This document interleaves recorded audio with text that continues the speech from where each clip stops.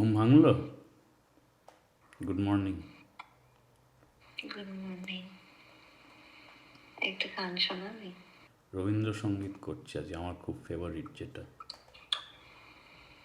মোরা ভোরের বেলায় ফুল তুলেছি, দুলেছি দোলায়, বাজিয়ে বাঁশি গান গেয়েছি বকুলের তলায়।